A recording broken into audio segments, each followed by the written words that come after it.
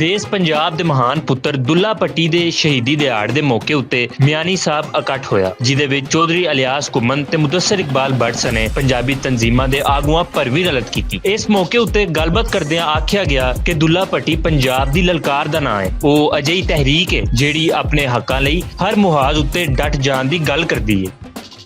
दुल्ला भट्टी पिंडी भट्टियां दा चनाब दे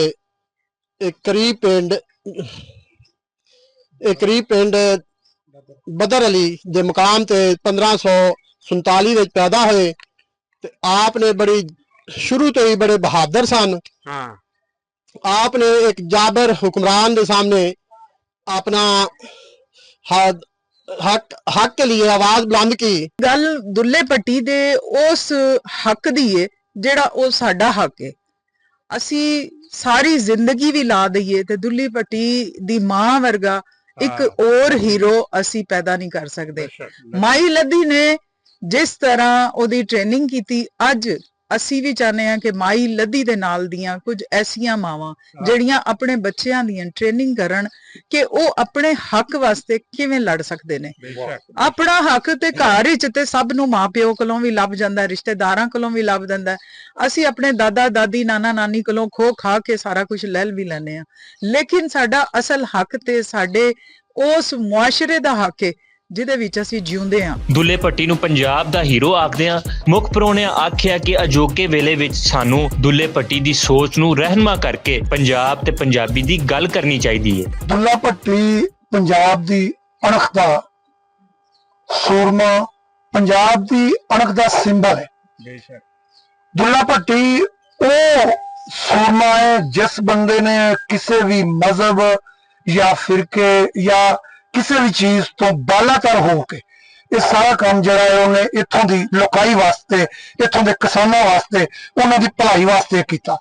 ओदी एक मिसाल जिहड़ी मैं दवांगा वो है कि जदों मुगल सल्तनत दे कुछ कुत्ते सुंदरी ते मुंदरी नूं चुक के लैके जांदे ने ते उन्हां दा प्यो एक गरीब बामण सी जिहड़ा दुल्ले कोल जांदा ते उहनूं जाके बड़े जाहरान अंदाज नाल कहंदा कि दुल्लिया तेरे मजहब दे लोक जिहड़े ने वो मेरियां कुड़ियां नूं चुक के लै गए ने, लड़ाई ते उन्हां दी तेरे नाल है।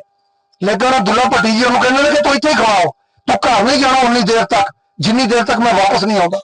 ते दुल्ला जी ने उत्थों अपने सिपाही नाल लै, अपने बंदे नाल लै ते उन्हां नूं दरिया रावी पार करन तो पहिला उन्हां नूं ना सिर्फ फड़िया बल्कि वो कुड़ियां वापस लईआं ते इत्थों छित्तर मारदे होए पिंडी भट्टियां तक लैके गया। पंजाबी शनाख्त पारों शहीद किए गए देश पंजाब दे पुत्रां नूं भी सलामी पेश की गई ते आगुआं आख्या कि दुल्ले भट्टी दी तहरीक दी अज फिर लोड़ है। पूरा पंजाब एक आवाज हो के आवाज चुके तां जे जालमां नूं चंगी तरह कंन हो जान कि पंजाबी अपने पुत्रां दा हिसाब लेना जानदे ने, साडे सबर नूं कमजोरी ना जानिया जाए। बड़ी खुशी हो रही है। गुजरांवाला, लाहौर, शेखूपुरा, पिंडी भट्टियां ये सारे इत्थे पंजाबी प्यारे मौजूद ने, दुल्ले भट्टी नाल प्यार करने वाले मौजूद ने, दुल्ले भट्टी दे विजन नूं समझण वाले लोग इत्थे मौजूद ने। इस कौम कोल एक अजिहा हीरो होवे, ओदी तारीख दे विच जिहड़ी शनाख्त है वो कदी मिट नहीं सकती।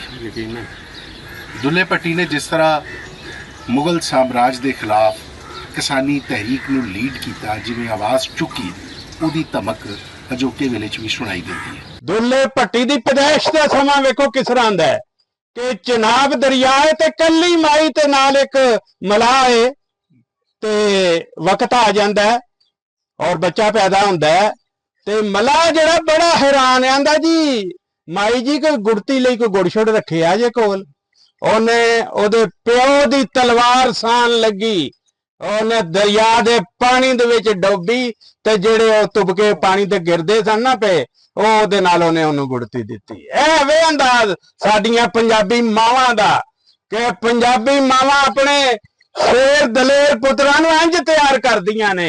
इस गल नूं असां अज दे माहौल नाल जोड़ना है कि तुहानूं अज नजर नहीं आ रहा कि पंजाबी होना, पंजाबी दी जान किस कदर सस्ती है इस मुल्क दे विच।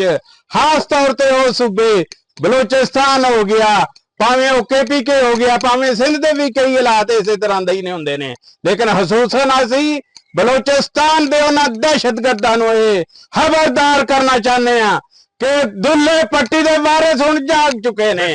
ਹੁਣ ਅਸੀਂ ਇੱਕ ਇੱਕ ਪੰਜਾਬੀ ਦੀ ਜਾਨ ਦੀ ਹਿਫਾਜ਼ਤ ਕਰਨੀ ਹੈ, ਬਲਕਿ ਅਸੀਂ ਆਪਣੀਆਂ ਏਜੰਸੀਆਂ ਤੇ ਫੌਜ ਨੂੰ ਵੀ ਇਤਰਾਜ਼ ਕਰਨੇ ਆ।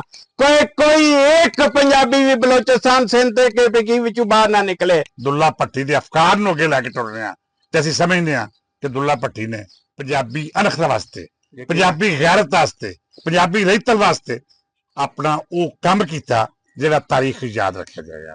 ਅਸੀਂ ਉਹਦੇ ਪੈਰਾਂ ਤੇ ਪੈਰ ਰੱਖਦੇ ਹੋਇਆ ਯਕੀਨਨ ਕੁਝ ਕਰ ਰਹੇ ਹਾਂ ਜਿਹੜੀਆਂ ਬਹੁਤ ਜ਼ਰੂਰੀ ਹੈ ਕਿ ਅਸੀਂ ਪੰਜਾਬ ਦੀਆਂ ਉਹਨਾਂ ਕਦਰਾਂ ਨੂੰ ਜ਼ਿੰਦਾ ਰੱਖ ਸਕੀਏ ਜਿਹੜੀਆਂ ਸਾਡੇ ਵਾਸਤੇ ਬਹੁਤ ਜ਼ਰੂਰੀ ਨੇ। ਬਿਲਖਸੂਸ ਮੈਂ ਸਮਝਦਾ ਕਿ ਬਲੋਚਿਸਤਾਨ ਵਿੱਚ ਪੰਜਾਬੀਆਂ ਦਾ ਕਤਲੇਆਮ ਇੰਤਹਾਈ ਨਾਖੁਸ਼ਗਵਾਰ ਹੈ ਔਰ ਸਾਨੂੰ ਇਹ ਤੇ ਬਹੁਤ ਦੁੱਖ ਮੁਕਾਬਲੇ ਬਰਦਾਸ਼ਤ। ਮੈਂ ਇਸ ਤੋਂ ਪਹਿਲਾਂ ਵੀ ਅਰਜ਼ ਕਰ ਚੁੱਕਿਆ ਕਿ ਅਸੀਂ ਬਹੁਤ ਸਬਰ ਕਰ ਲਿਆ, ਬਹੁਤ ਬਰਦਾਸ਼ਤ ਕਰ ਲਿਆ। ਅਸੀਂ ਮਜ਼ੀਦ ਆਪਣੇ ਪੰਜਾਬੀ ਭਰਾਵਾਂ ਦੀ ਲਾਸ਼ਾਂ ਚੁੱਕਣ ਦੀ ਸਖਤ ਨਹੀਂ ਰੱਖਦੇ।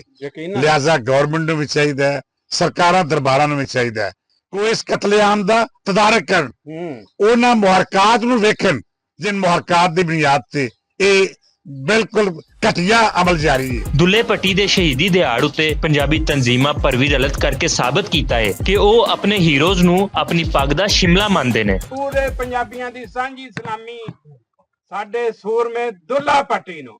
ਦੁੱਲਾ ਪੱਟੀ ਜਿੰਦਾਬਾਦ, ਦੁੱਲਾ ਪੱਟੀ ਜਿੰਦਾਬਾਦ, ਦੁੱਲਾ ਪੱਟੀ ਜਿੰਦਾਬਾਦ। ਕੈਮਰਾਮੈਨ ਅਲੀ ਕੈਸਰ ਦੇ ਨਾਲ ਅਲੀ ਬਾਬਰ ਬੱਟ, ਭੁਲੇਖਾ TV, ਮਿਆਨੀ ਸਾਹਿਬ, ਲਾਹੌਰ।